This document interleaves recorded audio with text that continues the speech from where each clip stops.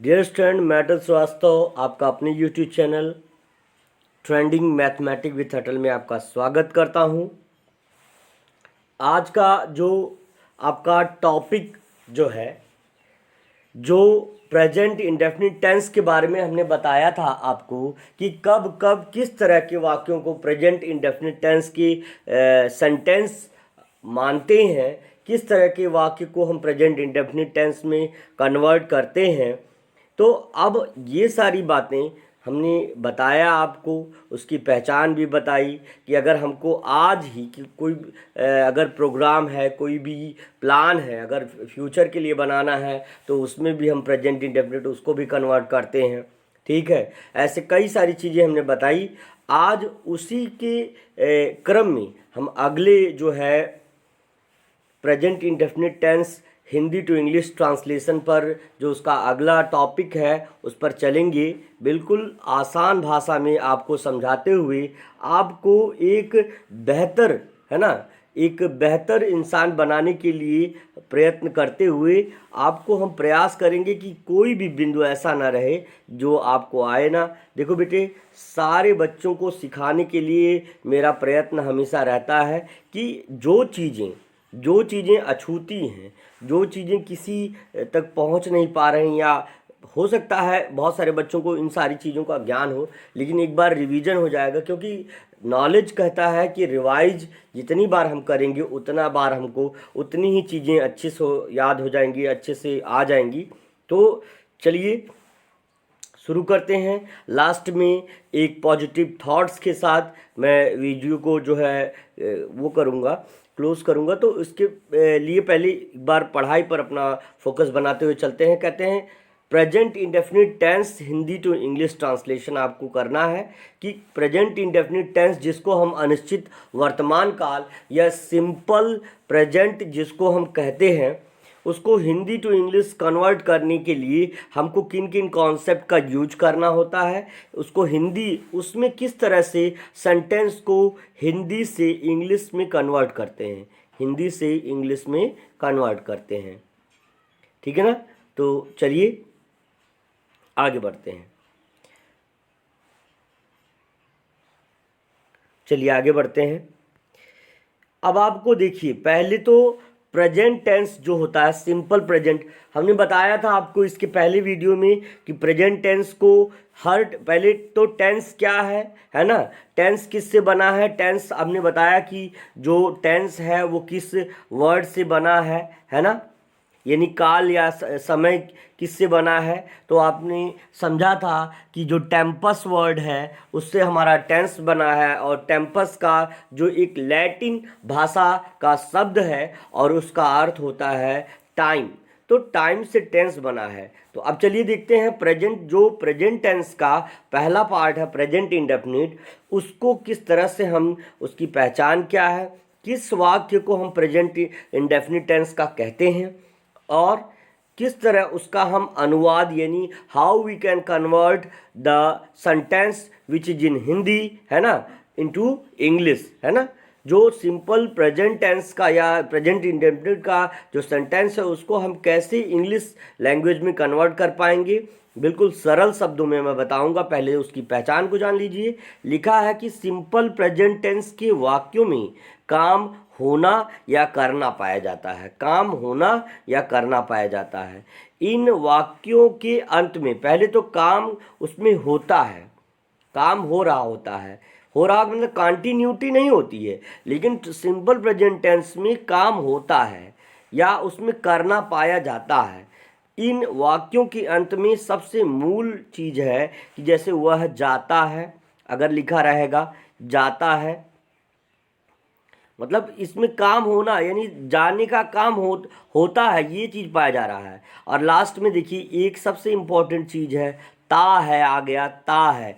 तो सरल भाषा में हमने छात्रों को बताया भी है कि जिन हिंदी वाक्यों के अंत में ता है, ती है, ते है, तो है ना, ता है, ती है, ते है, तो है, ऐसे शब्द आए, ऐसे वाक्य को हम क्या कहते हैं, प्रेजेंट इंडेफिनिट टेंस का वाक्य कहते हैं या सिंपल प्रेजेंट का वाक्य कहते हैं। तो अब ये तो हो गया आपका पहचान।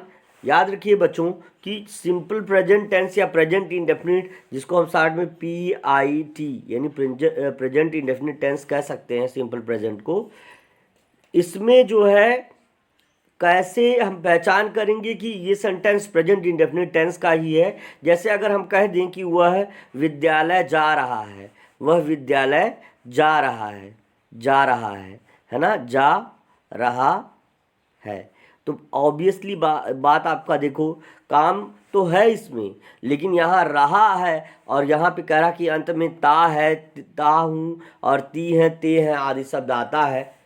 तो इस तरह से आपको समझना है। चलिए आगे बढ़ते हैं। आप एक बार मेरे साथ बोलिए कि जिन हिंदी वाक्यों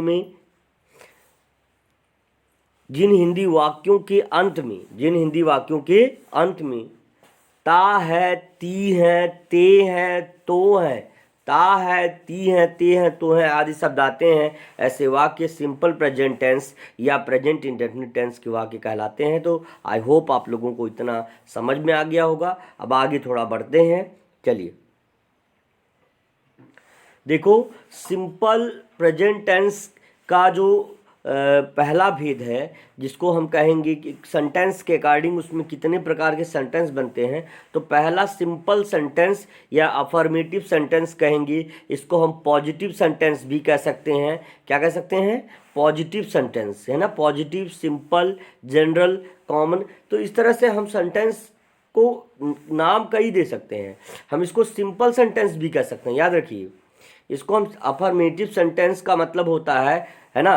देखिए, अफर्मेटिव और नेगेटिव। अफर्मेटिव का मतलब होता है स्वीकारात्मक वाक्य। क्या होता है?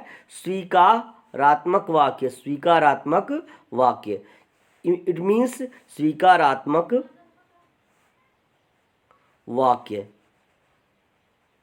इसका अभिप्राय क्या है कि जिसमें कार्य को स्वीकार किया जाए, ऐसे वाक्य स्वीकारात्मक है। और जहाँ पे कार्य का निषेध हो, यानी जहाँ पे कार्य को रोका जाए या ना करने दिया जाए, तो वहाँ पर नकारात्मक हो जाएगा। तो पहले अफर्मेटिव यानी स्वीकारात्मक वाक्य के बारे में पढ़ते हैं कि कैसे। जैसे अब हम कह दें वह घर जाता है, तो घर जाने का काम हो रहा है ना, जाता है। अगर मैं ये लिख दूं तो काम हो रहा है, तो यानी जाता है, ती है, ते है, तो इसलिए प्रेजेंट इंडेफिनिट का हुआ, इस टेंस का हुआ। जाता है, काम हो नहीं रहा, मतलब काम रुक नहीं रहा है, इसलिए हम ये कहेंगे कि ये जो है अफर्मेटिव सेंटेंस है, या हम कहेंगे ये एक सिंपल सेंटेंस है या एक पॉजिटिव सेंटेंस है ना।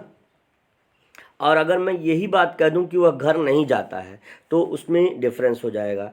अब आपको देखिए, सब्जेक्ट को समझना पड़ेगा। सब्जेक्ट इंग्लिश में दो प्रकार के होते हैं, एक होता है सिंगुलर और दूसरा होता है प्लूरल।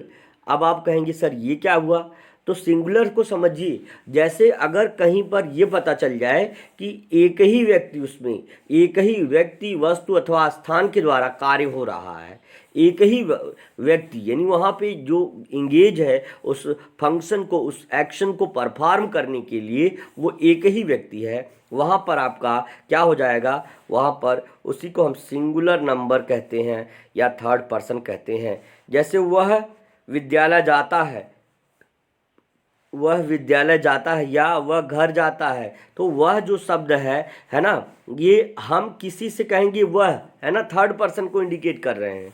जैसे मान लो यह कोई व्यक्ति है, यह कोई व्यक्ति है और इन व्यक्ति महाराज से ये क्या है, इन व्यक्ति से ये इशारा कर रहे हैं कि भाई वो जो यहाँ पर खड़ा व्यक्ति है वो कहीं क्या कर रहा है, जा रहा है। तो ये थर्ड पर्सन हो गया और सिंगुलर सब्जेक्ट हो गया। इनमें आता है ही, इनमें आता है सी, इनमें आता है इट, है ना, ही सी इट, और क्या, ही सी इट, तथा अन्य सिंगुलर सब्जेक्ट। जैसे अगर हम कह दें गोट, तो गोट भी सिंगुलर सब्जेक्ट हो जाएगा। याद रखिए, गोट है, गोट सिंगुलर हुआ। अगर मैं बात करूं कि काऊ, काऊ भी सिंगुलर हुआ। अगर हम बात करेंगे काऊ के अलावा लायन की बात करेंगे, LION, लायन, वो भी सिंगुलर हो गया। अगर हम बात करेंगे पिकॉक की, वो भी सिंगुलर हो गया। लेकिन जब हम यही कहते हैं कि काउज, है ना, कई सारी गायें, तो वहाँ पर सब्जेक्ट आपका क्या हो जाएगा, प्लूरल हो जाएगा। उसके लिए रूल अलग है और सिंगुलर सब्जेक्ट के लिए रूल अलग है। कब, जब सेंटेंस अफर्मेटिव यानी सिंपल सेंटेंस हो तब। याद रखिएगा इस चीज़ को, थोड़ा सा कॉन्सेंट्रेट हो करके पूरी ध्यान लगा करके अगर आप देखेंगे पढ़ेंगे तो ऑब्वियसली मैं आपको 100% विश्वास दिलाना चाहता हूँ, आपको इंग्लिश में मैथ्स में कोई रोक नहीं पाएगा। बस आप हमारे साथ बने रहिए। चलिए तो चलिए रूल को पढ़ते हैं, क्या है रूल, कैसे करते हैं कन्वर्ट। तो देखिए ज़रा यहाँ पर आपको देखिए, यहाँ पर है सिंपल सेंटेंस को किस तरह से कन्वर्ट करते हैं, इस चीज़ को यहाँ पर बताया गया है। देखिए ज़रा, देखिए लिखा है कि subject single subject, single number माने सिंगुलर नंबर यहाँ होना चाहिए था। चलिए वो भी लिखा, कोई मतलब नहीं। थर्ड पर्सन मैंने अभी एक छोटा सा चित्र के माध्यम से आपको बताया। थर्ड पर्सन कौन, देखिए जो कहता है वो फर्स्ट पर्सन, जिससे कहता है वो सेकंड पर्सन, और जिसके बारे में कहा जाता है वो थर्ड पर्सन हो जाएगा, है ना।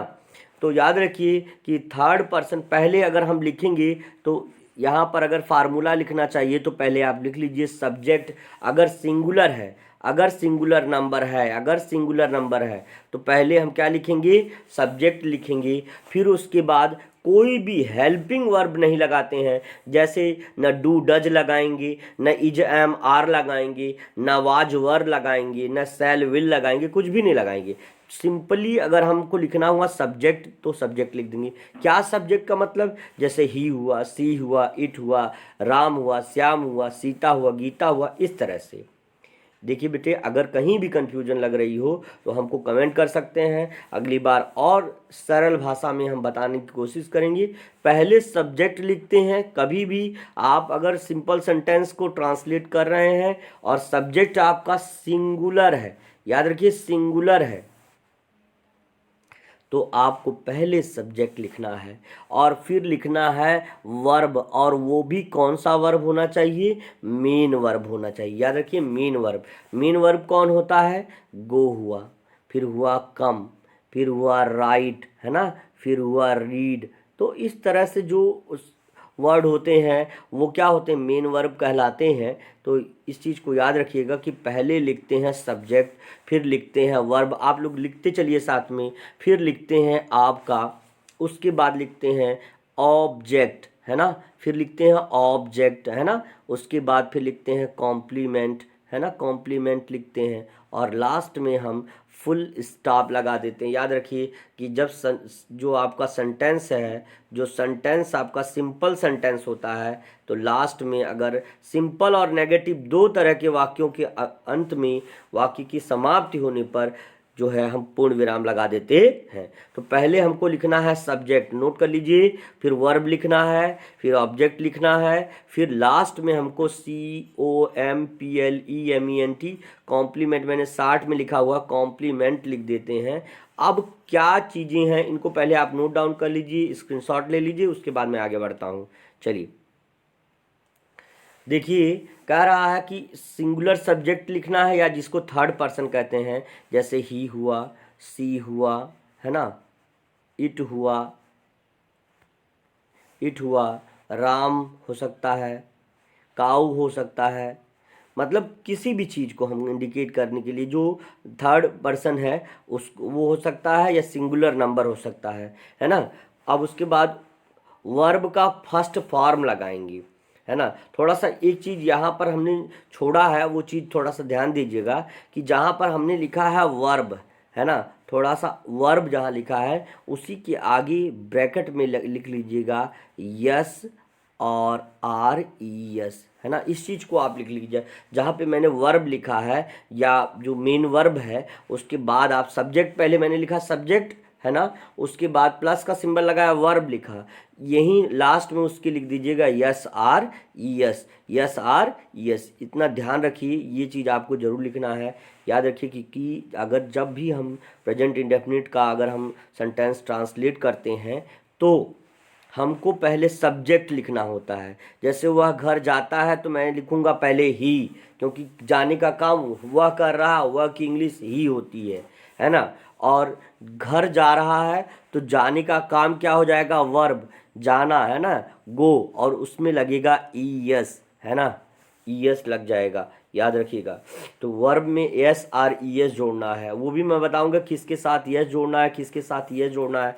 ही गोज हो जाएगा, और कहाँ जाता है, टू होम, है ना, वो घर जाता है तो ही गोज टू होम हो जाएगा, यानी HOME लिख लीजिए बेटे, हैं। तो याद रखिए ही गोज टू क्या हो जाएगा, ही गोज टू, है ना, home, he goes to home हो जाएगा। और लास्ट में मैंने बताया था कि यहाँ पर आपको फुल स्टॉप लगा देना है। पहले हमने देखिए यहाँ पर लिखा है सब्जेक्ट, क्या लिखा है, सब्जेक्ट, उसके बाद हमने लिखा है वर्ब, और उसमें जोड़ा है यस, है ना, हमने जोड़ा है यस आर ई एस। तो यहाँ पे ई एस जुड़ा हुआ है, किस तरह के वर्ब में यस जोड़ेंगे यस ये भी मैं बताऊंगा। और उसके बाद यहाँ सब ऑब्जेक्ट और कॉम्प्लीमेंट है, जाना कहाँ है, होम, तो ऑब्जेक्ट हमारा होम हो गया, ठीक है ना। चलिए, कारक किसी भी नाउन सब्जेक्ट को थर्ड पर्सन समझना चाहिए, किसी भी नाउन सब्जेक्ट को, किसी भी नाउन सब्जेक्ट यानी किसी भी संज्ञा कर्ता को थर्ड पर्सन समझना चाहिए। ये चीज़ भी डाउट क्लियर कर रहा है, किसी भी नाउन यानी नाउन में एक नेमिंग वर्ड है ना, उसको, उसमें कर्ता को हमको क्या समझना चाहिए, थर्ड पर्सन समझना चाहिए। तो सारे लोगों का जो है बिल्कुल समझ में आ रहा होगा, है ना। अब यहाँ पे देखिए आगे उदाहरण के तौर पर है कि देखिए वाक्य 2 तथा 5 अभी हम बताते हैं। और इसके उदाहरण के तौर पर मैं यहाँ बताना चाह रहा हूँ, थोड़ा सा एक चीज़ देख लीजिए कि जैसे गाय दूध देती है, गाय दूध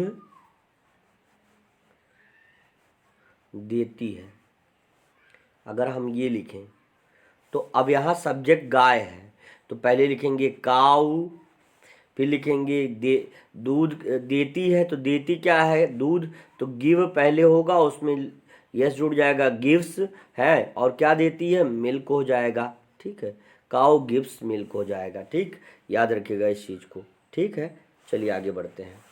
तो अब देखिए थर्ड पर्सन कौन हुआ, थर्ड पर्सन कौन हुआ, काऊ हो गई, है ना, काऊ गिव्स मिल्क हो जाएगा।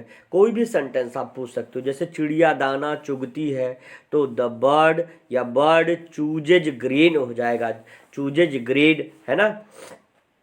जैसे बकरी घास खाती है, तो खाने का अगर सेंस आएगा तो हम कहेंगे द गोट ईट्स ग्रास। और अगर मान लो कोई कहता है कि बकरी घास चरती है, तो गोट ग्रेजेज ग्रेस हो जाएगा, है ना। जैसे वह लिखता है, ही राइट्स, है ना, अगर मान लो कोई कह दे कि वह लिखता है, लिखता है, तो इसको हम किस तरह लिखेंगे, लिखेंगे ही राइट, है ना, WRITE रहता है, उसमें यस जुड़ जाएगा, ही राइट्स, और लास्ट में फुल स्टॉप लगा देंगे, ही राइट्स हो जाएगा, याद रखिएगा इस चीज़ को। तो बहुत ही उम्दा हमारे बच्चों का रेगुलर का टेस्ट में हमारा ये विज़न रहता है कि बच्चे बिल्कुल देखते हैं कि बच्चे कितना अच्छा प्रदर्शन कर रहे हैं। तो आप लोगों का जो प्रदर्शन है ये आपकी प्रैक्टिस का नतीजा है, आप रोज़ प्रैक्टिस करते हैं, यही सबसे सुपीरियर बात है। और एक टाइम फिक्स है, उस टाइम पे आप आकर के लग जाते हैं काम में अपने, तो ये एक बहुत बड़ी उपलब्धि है आप लोगों के द्वारा, ठीक है। चलिए आगे बढ़ते हैं।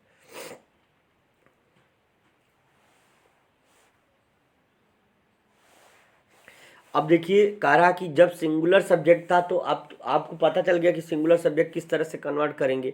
अब आपका सब्जेक्ट जब प्लूरल नंबर में है, यानी बहुवचन कर्ता में है, प्लूरल नंबर का मतलब जैसे वे सेब खाते हैं, तो यहाँ पे आप देख रहे हैं कि प्लूरल नंबर सब्जेक्ट हो जा रहा है। चलिए अब देखिए जब सब्जेक्ट आपका प्लूरल सब्जेक्ट यानी बहुवचन करता हो, जैसे हो गया वे, जैसे हो गया हम, है ना, जैसे हो गया मतलब कई शेर हो गया, गायें हो गई, मोर हो गया, कुत्ते हो गया, है ना, बहुत सारे चीज़ें हो गई जहाँ पर, कलमें हो गई, है ना, किताबें हो गई। तो ये सारी चीज़ें प्लूरल सब्जेक्ट होती, बहुवचन होती हैं।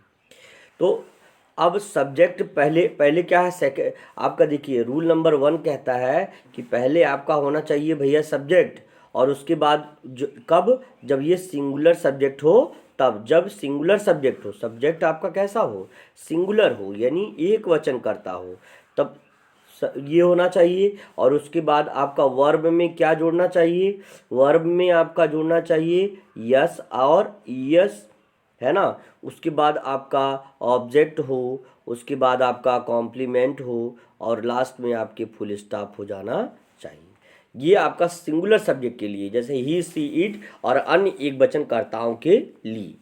लेकिन जब हम बात करते हैं प्लूरल सब्जेक्ट की, जब हम प्लूरल सब्जेक्ट की बात करते हैं, तब हमको देखना चाहिए, हमको और आपको, कि पहले लिखना है आपको प्लूरल नंबर में जो सब्जेक्ट है। जैसे तुम, है ना, तुम पत्र लिखते हो या तुम पढ़ते हो, मान लो सिंपली अगर एक सिंपल सेंटेंस हो, तुम पढ़ते हो, तुम पढ़ते हो, तो ते हो आ गया लास्ट में, आपका प्रेजेंट इंडेफिनिट का हो गया ये। अब कैसे कन्वर्ट करेंगे, चलिए, तुम पढ़ते हो तो पहले सब्जेक्ट लिखेंगे तुम, यानी यू हो जाएगा, YOU, तुम, है ना। और पढ़ने का होता है रीड, है ना, रीड। तो तुम पढ़ते हो तो पहले लिखा सब्जेक्ट प्लूरल, और उसके बाद वर्ब का फर्स्ट फॉर्म, उसमें कोई यस वस कुछ नहीं जुड़ेगा, सिर्फ रीड है तो रीड हो जाएगा। कह रहा है कि वर्ब का फर्स्ट फॉर्म क्या है, उसकी मुख्य अवस्था है जिसमें वो होता है ना।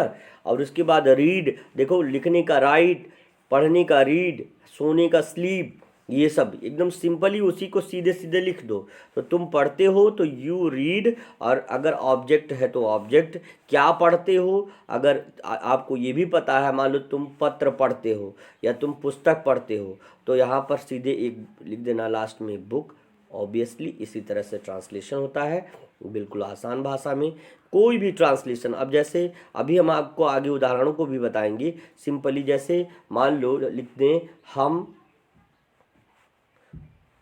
खेलते हैं, हम खेलते हैं, अगर ये दिया रहे तो आप देख रहे हैं हम जो है, हम सब, हम लोग, ये प्लूरल सब्जेक्ट है, खेलते हैं क्षमता, देखिए हम खेलते हैं तो हम की इंग्लिश होती है वी, याद रखिए वी, हम सब, हम लोग, हम सब के लिए वी ही लगेगा। मतलब ये नहीं है कि अगर लिखा रहे हम सब खेलते हैं तो हम ये नहीं कहेंगे वी ऑल, है ना, वी ऑल नहीं कहेंगे, वी ही अपने आप में पूर्ण है। तो वी क्या हो जाएगा, वी प्ले, है ना, वी के बाद प्ले सिंपल ही लिख देना। और आई थिंक इससे ज़्यादा सरल कोई भी अनुवाद करने का नियम नहीं होता, ये इसमें सिर्फ सब्जेक्ट लिखना होता है, सिंपली वर्ब का कोई बदलाव ना करते उसको लिख देना होता है, और उसके बाद अगर ऑब्जेक्ट दिया है तो लिख देना होता है। बिल्कुल आसान भाषा में हमने आपको समझाने की कोशिश की है। चलिए देखते हैं, प्लूरल नंबर में सब्जेक्ट होने पर भी वर्ब में प्लूरल होगा, है ना। कह रहा है कि प्लूरल नंबर में सब्जेक्ट होने पर भी वर्ब प्लूरल होगा, अर्थात वर्ब में यस अथवा यस नहीं लगेगा। कह रहा है चाहे नंबर प्लूरल में हो, सब्जेक्ट प्लूरल में हो, उससे हमसे नहीं मतलब है, हमको वर्ब में कोई चेंज नहीं करते हुए उसको स्वयं जैसे है उसकी अवस्था, बिल्कुल गो है तो गो लिखिए, कम है तो कम लिखिए, थिंक है तो थिंक लिखिए, राइट है तो राइट लिखिए, है ना, स्लीप है तो स्लीप लिखिए, क्लैप है तो क्लैप लिखिए, कुछ भी हमको बिना बदलाव के लिख देना है। और ये इसका उदाहरण आपको 4 और 6 में दिया गया, उसमें आपको दिखाएंगे। कह रहा कि वर्ब में कोई चेंजेस नहीं करेंगे। अब तीसरा आता है रूल नंबर 3, कह रहा कि आई यू और यू के साथ वर्ब में यस अथवा यस नहीं आता है। आई और यू के साथ भी, चाहे आई हो चाहे यू हो, कभी कभी लगता है कि तुम या आप सिंगुलर है, मैं मैं जो है सिंगुलर है, लेकिन होता नहीं है। यहाँ पर क्या है, इसके साथ भी आप जो है अगर सिंपल सेंटेंस को कन्वर्ट कर रहे हैं तो इसके साथ भी वर्ब में अथवा, तो इसीलिए लिखा जाता है कि आई यू वी, है ना, आई यू और वी, दे, है ना, आई यू वी दे, आवर, और प्लस अदर प्लूरल जो भी रहेंगे उनके साथ वर्ब में यस अथवा यस नहीं जोड़ते, यस अथवा यस नहीं जोड़ते हैं। इस बात को ध्यान में रखना चाहिए, ध्यान देना चाहिए, इस चीज़ को आप ध्यान दीजिए। फिर कह रहा है कि सिंपल प्रेजेंट का पुराना नाम पास्ट, है ना, प्रेजेंट इंडेफिनिट है। कह रहा सिंपल प्रेजेंट का पुराना नाम प्रेजेंट इंडेफिनिट है, प्रेजेंट इंडेफिनिट है। याद देखिए सिंपल प्रेजेंट अब जो है हम इसको सिंपल प्रेजेंट के नाम से जान सकते हैं, और पहले इसी को हम प्रेजेंट इंडेफिनिट कहते थे। अभी भी कह सकते हैं, कोई दिक्कत नहीं, लेकिन पुराना नाम इसका प्रेजेंट इंडेफिनिट है, यानी अनिश्चित वर्तमान काल है, लेकिन वर्तमान में इसको हम प्रेजेंट टेंस कहते हैं या सिंपल प्रेजेंट कहते हैं। प्रेजेंट इंडेफिनिट जो है पहले का नाम है। अब देखो कह रहा है वर्ब की मेन फॉर्म या बेस फॉर्म या फर्स्ट फॉर्म सदैव प्लूरल होती है। अगर हम वर्ब को गो ही लिख दिए तो ये प्लूरल फॉर्म हो गई इसको, और राइट लिख दिए तो इसका प्लूरल फॉर्म हो गया, है ना। अगर हमने लिख दिया थिंक तो ये भी इसका प्लूरल हुआ। मतलब कहने का ये है कि अगर हम उसमें यस अथवा यस जोड़ते हैं तो वो उसका सिंगुलर हुआ, उसका एक वचन कर्ता के साथ प्रयोग होने वाला वर्ब हो जाएगा। अदरवाइज अगर हम सीधे सीधे उसको फर्स्ट फॉर्म में लिखते हैं तो वो फॉर्म वर्ब का प्लूरल होता है। अब जरा वाक्य की तरफ बढ़ते हैं। अब जैसे देखिए लिखा है उदाहरण के तौर पर, मैं हमने बोला ना, आई हो, यू हो, आई हो, यू हो, वी हो, दे हो, आवर हो, या कोई भी प्लूरल हो, जैसे काउज हो, कुछ भी हो, इनके साथ हमको क्या है, इनके साथ वर्ब का प्लूरल फॉर्म भी हम कह सकते हैं, या बिना चेंज किया गया रूप ही हम इसको लिखते हैं। जैसे I learn my lesson, I learn my lesson, I learn my lesson, I learn my lesson, मैं अपना पाठ याद करता हूँ, आई लर्न माई लेसन, मैं अपना पाठ याद करता हूँ। देखिए यहाँ पर लर्न के साथ कोई बदलाव नहीं हुआ, क्योंकि यहाँ पे मैं यानी आई लगा हुआ है। अब देखो सीता अकेली एक लड़की, एक सिंगल लड़की का नाम है, इसलिए सीता सिंगुलर सब्जेक्ट हो जाएगा। और हमने बताया था सिंगुलर सब्जेक्ट के वर्ब में सिंग मतलब गाना होता है, वर्ब हुआ है ना, क्रिया है। तो अब इसके साथ देखिए यस यहाँ पर जुड़ गया है। सिंगुलर सब्जेक्ट के लिए हमने बताया था कि पहले सब्जेक्ट लिखेंगे, है ना, पहले सब्जेक्ट, फिर वर्ब लगाएंगे, उसमें जोड़ेंगे यस, है ना, यस आर यस भाई, जिसके साथ जो जुड़े, और उसके बाद ऑब्जेक्ट, और आगे जो जो चीज़ें हों उसको लिख दीजिएगा। तो अब देखिए ज़रा यहाँ पर आप देख सकते हैं कि ये आपका प्लूरल सब्जेक्ट था, प्लूरल था, इसलिए इसमें वर्ब में कोई चेंज नहीं हुआ। और यहाँ पे सिंगुलर सब्जेक्ट है, सिंगुलर है, इसलिए वर्ब में आपका क्या हुआ, चेंज हो गया, सिंग्स हो गया। तो Sita sings a sweet song, Sita sings a sweet song हो जाएगा। सीता, पहले क्या लिखना है, पहले सब्जेक्ट लिखना है, यानी कार्य कौन कर रहा है, गाना गाने का काम सीता कर रही, सीता सब्जेक्ट हो गई। तो सीता, और उसके बाद क्या कर रही है, गा रही है, तो सिंग्स हो जाएगा। और क्या कर रही है, क्या कौन सा गीत गा रही है, स्वीट सॉन्ग, यानी मीठा गीत गा रही, मधुर गीत गा रही है, ये उसका ऑब्जेक्ट हो गया, ये उसका कर्म हो गया। तुम आपका प्लूरल सब्जेक्ट है। प्लूरल में हमने बताया कि यहाँ पे वर्ब का प्लूरल फॉर्म यानी बिना चेंज किया गया रूप होगा। यू राइट ए लेटर, एकदम सरल और सहज उसमें है। अगर आप चाहेंगे तो बिल्कुल आसानी से कर सकते हैं। चलिए आगे बढ़ते हैं। फिर उसी तरह से वे आपका प्लूरल है, वे आपका क्या है, प्लूरल है। तो प्लूरल के लिए आपको क्या करना है, दे, है ना, वीक इंग्लिश होती है दे, और प्लूरल है इसलिए लर्न सीधे लिख देना, इसमें कोई बदलाव नहीं करना है। दियर लेसन मतलब उनका पाठ हो जाएगा, दे लर्न दियर लेसन हो जाएगा। फिर उसके बाद वह स्कूल जाता है, सिंगुलर सब्जेक्ट है, थर्ड पर्सन है, तो ही गोज टू स्कूल हो जाएगा। देखिए गोज में कह रहा है, अब आपको यही हम एक चीज़ बता दे रहे हैं, जिन भी वर्ब जैसे गो के लास्ट में ओ आया ना, ओ है ना, फिर ओ फिर यक्स हो, मान लीजिए ऐसा हो, जिनके लास्ट में ओ हो, एक्स हो, है ना, एस हो या एस एच हो, समझ में आया ना, एस एच हो और सी एच हो, इनके साथ हम ई एस जोड़ते हैं। अदरवाइज सबके साथ हम क्या सिर्फ जोड़ देते हैं, सिर्फ और सिर्फ यस जोड़ देते हैं अन्य वर्ब के साथ। अब जैसे हम यहाँ लिखा है, अगर लिखा रहता कि वह हॉकी खेलता है, तो यहाँ पे हो जाएगा ही प्लेज। यहाँ पे चूंकि वाई है लास्ट में ना, ओ नहीं है, एक्स नहीं है, यस एच नहीं है, सी एच नहीं है, तो इसलिए इसमें ही प्लेज क्या हो जाएगा, हॉकी हो जाएगा, ही प्लेज हॉकी हो जाएगा, आसान हो जाएगा। चलिए ठीक है, अब यहाँ तक आपको समझ में आ गया होगा। अब चलिए नेगेटिव सेंटेंस पर हम चलते हैं, नकारात्मक वाक्य पर हम चलते हैं।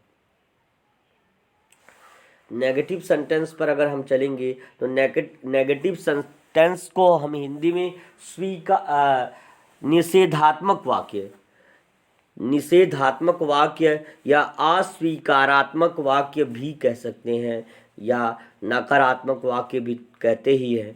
तो निषेधात्मक, नकारात्मक या अस्वीकारात्मक, जिसमें कार्य का ना होना पाया जाए, है ना, जैसे वह घर जाता है तो वह घर नहीं जाता, इसमें पहले ही रुकावट हो जाएगी काम में, तो इस चीज़ को आप जानिएगा नेगेटिव सेंटेंस होता है।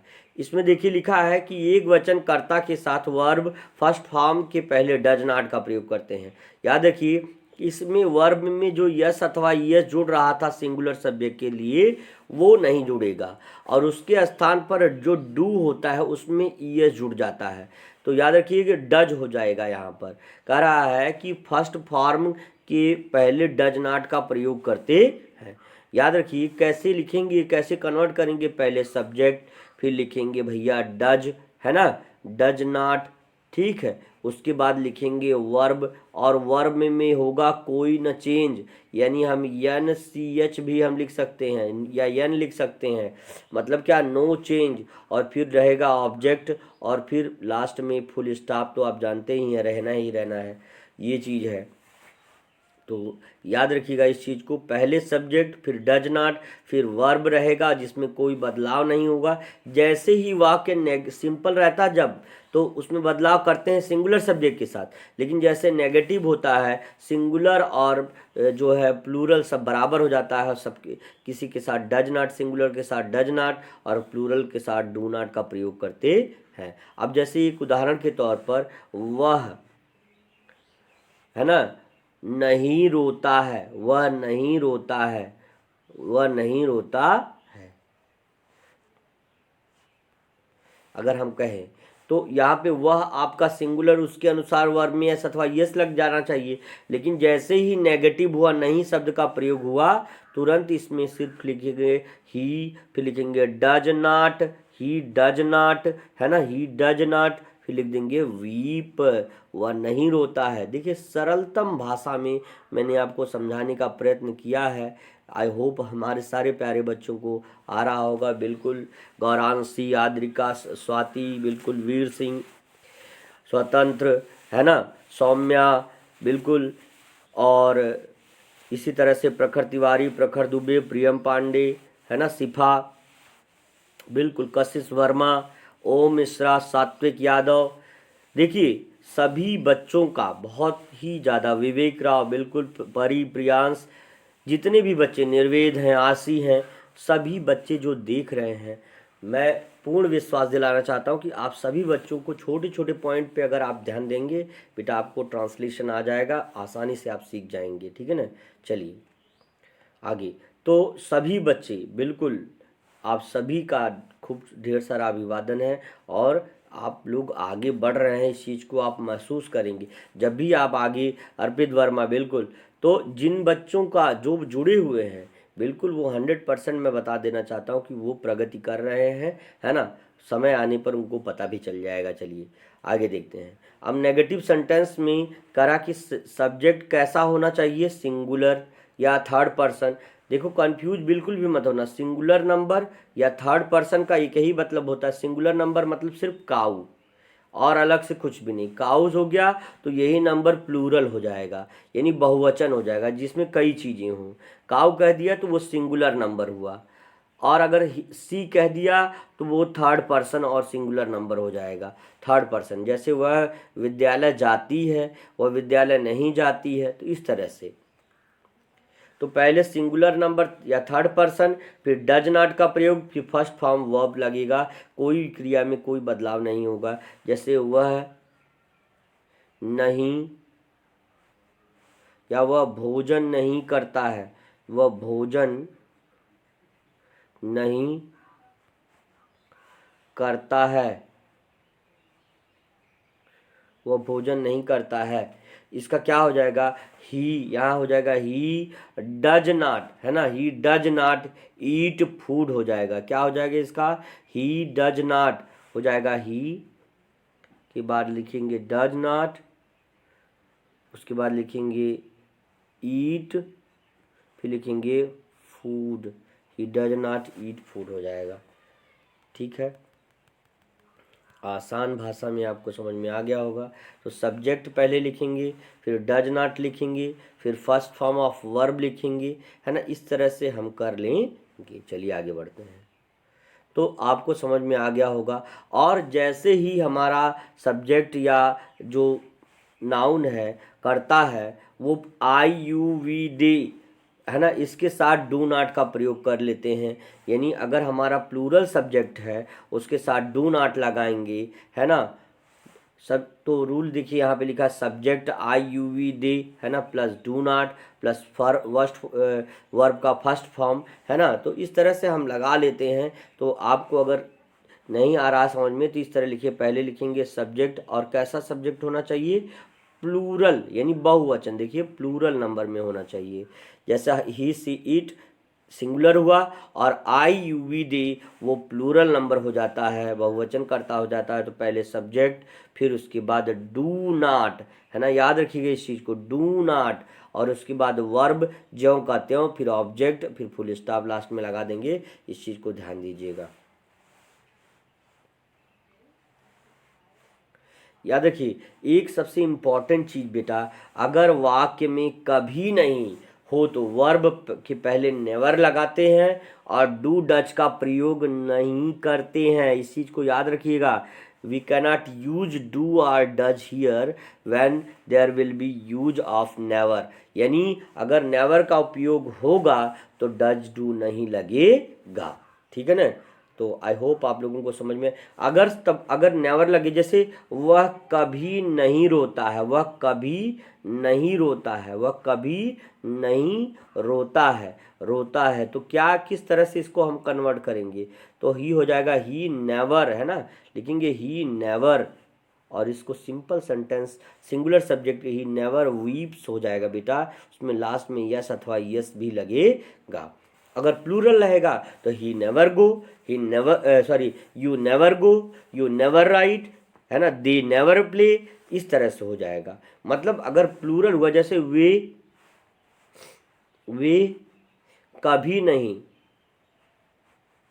कभी नहीं दौड़ते हैं, दौड़ते हैं, वे कभी नहीं दौड़ते हैं, तो यहाँ पे हो जाएगा भैया they never, they never run. कुछ नहीं, इसमें कोई वर्ब का चेंज नहीं हुआ, रन में कोई बदलाव नहीं हुआ, क्योंकि यहाँ पे प्लूरल सब्जेक्ट है, दे है। तो इस चीज़ को याद रखिएगा आप लोग। अब यहाँ पे उदाहरणों पर चलेंगे। मैं अपना पाठ याद नहीं करता हूँ, तो मैं कौन है, प्लूरल, यानी प्लूरल सब्जेक्ट है, तो आई के बाद डू नॉट का प्रयोग होगा। फिर उसके बाद वर्ब में कोई बदलाव नहीं करते हुए उसे ज्यों का त्यों लिख देते हैं, लर्न लिख देंगे। और ऑब्जेक्ट आपका क्या करना है, अपना पाठ पढ़ना है। काम कर्म कौन कर रहे हैं, कर्म किसका, किसके लिए, पाठ याद करने के लिए कर रहे हैं, तो आपका ऑब्जेक्ट आ जाएगा माई लेसन। याद रखिए, I do not learn my lesson हो जाएगा। आगे कहते हैं वे हॉकी नहीं खेलते हैं, तो वे आपका प्लूरल सब्जेक्ट हो जाएगा और उसके साथ डू नॉट का प्रयोग होगा, याद रखिएगा। और वर्ब में कोई चेंजेस नहीं करेंगे जब नेगेटिव सेंटेंस हो जाएगा, तो दे डू नॉट प्ले, है ना। और उसके बाद किस चीज़ को खेलते हैं, हॉकी को, तो ऑब्जेक्ट आ जाएगा दे डू नॉट प्ले हॉकी हो जाएगा। चलिए आगे बढ़ते हैं। आगे लिखा, अब देखिए यहाँ पे सिंगुलर सब्जेक्ट है, वह एक पत्र नहीं लिखता है, तो यहाँ पे हो जाएगा ही, उसके बाद लगेगा डज नॉट। याद रखिए प्लूरल के साथ डू नॉट और सिंगुलर के साथ डज नॉट का प्रयोग होता है। He does not write a letter, he does not write a letter, he does not write a letter, he does not write a letter, he does not write a letter, he does not write a letter. फिर हो जाएगा सीता एक मधुर गाना गाती है, सीता एक मधुर गाना गाती है, तो सीता यहाँ हो जाएगा सीता डज नॉट, क्या हो जाएगा, सीता क्यों है, क्यों, क्योंकि सिंगुलर सब्जेक्ट है, सीता अकेली लड़की है ना। तो सीता डज नॉट, सिंग में कोई चेंज नहीं क्योंकि नेगेटिव सेंटेंस है। ए स्वीट सॉन्ग, सीता एक मधुर गीत नहीं गाती है। अब तुम प्लूरल हो गया बेटा, तुम यू के साथ आप जानते हैं डू नॉट का प्रयोग होगा और वर्ब में कोई बदलाव नहीं होगा। तो कह रहा यू के बाद पहले सब्जेक्ट लिखा, फिर डू नॉट लिखा, फिर गो यानी वर्ब लिखा, टू स्कूल यानी विद्यालय, तो you do not go to school आपका आंसर हो जाएगा। चलिए आगे बढ़ते हैं। अब कह रहा है हम अपनी किताबें नहीं पढ़ते हैं, हम अपनी किताबें नहीं पढ़, यहाँ लिखा पढ़ते हैं, अड़ा तो ड़ा नहीं होना चाहिए, अढ़ा, है ना, पढ़ते पढ़ते। तो इस चीज़ को, त्रुटियों को बेटा हमेशा ध्यान देना चाहिए। अगर हमने गलती की तो हमारी त्रुटि है, आपने गलती की तो आपकी त्रुटि है, त्रुटि नहीं होनी चाहिए, ये सबसे मूल बात है। तो चलिए इस पर आने के से पहले मैं आपको एक पॉजिटिव थॉट्स के बारे में बताऊंगा, फिर उसके बाद आगे चलेंगे। देखिए लिखा है कि पर, ध्यान से देखिए, लिखा है कि परों को खोल जमाना उड़ान देखता है, परों को खोल जमाना उड़ान देखता है, जमी पे बैठ के क्या आसमान देखता है। याद रखना बेटा, जब तक कर्म नहीं हम करेंगे, अपनी इच्छाओं को पाने के लिए प्रयास नहीं करेंगे, प्रयत्न नहीं करेंगे, तब तक हमको ज़मीन पर बैठ कर के कुछ देखने से, कुछ सोचने से कोई फ़ायदा नहीं होगा। At first do something then you can get the result. मतलब हुआ ये कि पहले कुछ करोगे तभी आपको उसका परिणाम मिलेगा। तो यही है, एक बार जोशीली इस थॉट के साथ दिमाग में बैठा लो कि परों को खोल जमाना उड़ान देखता है, परों को खोल जमाना उड़ान देखता है, जमीन पे बैठ के क्या आसमान देखता है। तो इसी तरह से हम कहना चाहते हैं कि जो भी हमारे प्यारे बच्चे हैं, बिल्कुल इस बात को दिमाग में बैठा लें कि जब तक हम कड़ी मेहनत नहीं करेंगे, है ना, अपने परों को खोलेंगे नहीं, अपनी ताकत को पहचानेंगे नहीं, तब तक हम आगे बढ़ने वाले नहीं हैं। इसलिए कंसंट्रेशन से, अपनी मेहनत से अपने क्लास में फर्स्ट आइए, फिर उसके बाद जिले, आगे आने वाले समय में जिले में फर्स्ट आइए, प्रदेश में फर्स्ट आइए, देश में फर्स्ट आइए और फिर अपने राष्ट्र का नाम रोशन करिए। तो इस तरह से आप आगे पढ़ेंगे और आगे बढ़ेंगे, यही मेरी आपके सामने वो है। चलिए आगे बढ़ते हैं। चलिए अब इसके बाद कह रहा है कि तुम स्कूल नहीं जाते हो, तुम स्कूल नहीं जाते हो, तुम स्कूल क्या है, नहीं जाते हो। तो you do not go to school, you do not go to school, you do not, you पहले सब्जेक्ट लगेगा, do not आपका हेल्पिंग वर्ब लगेगा, नेगेटिव सेंटेंस है इसलिए, गो वर्ब है, मेन वर्ब है और स्कूल ऑब्जेक्ट है ना। आने और जाने के परिप्रेक्ष्य में टू लगता है, इस चीज़ को जान लेना। तो you do not go to school, जैसे वह बाजार नहीं जाता है, he does not go to market. और अगर हम कहेंगे वे बाजार नहीं जाते, they do not go to market या बाजार भी हम कह सकते हैं। इस तरह से हम अपनी किताबें नहीं पढ़ते हैं, हमने बताया ना पढ़ना है, तो पढ़ते लिखा है, अढ़ रहना चाहिए यहाँ पर। तो वी मतलब हम, और डू नॉट आपका यूज करना है डू नॉट नेगेटिव के लिए। रीड पढ़ना है, आवर बुक ऑब्जेक्ट यानी कर्म है, इस चीज़ को याद रखिएगा, we do not read our book. और फिर इसके बाद लिखा है हम कभी झूठ नहीं बोलते हैं या वह कभी झूठ नहीं बोलता है। अगर हम लिखा रहता तो वी नेवर टेल अ लाई, और यहाँ पे चूंकि ही सब्जेक्ट सिंगुलर है तो नेवर का यूज भले होगा लेकिन यहाँ पर टेल्स लग जाएगा वर्ब में एस अथवा ये सिंपल सेंटेंस की तरह कन्वर्ट करेंगे, दिखने में नेगेटिव लेकिन होगा सिंपल सेंटेंस की तरह ट्रांसलेट। तो ही नेवर और टेल्स अलाई हो जाएगा, वो कभी झूठ नहीं बोलता। अगर यू रहेगा तो यू नेवर टेल अलाई, तब ये टेल यहाँ पे ये रह जाएगा, सिर्फ टेल रहेगा। तो आई होप आपको अच्छे से समझ में आ गया होगा। आज के लिए बस इतना ही। Thank you, best of luck, see you tomorrow. ठीक है।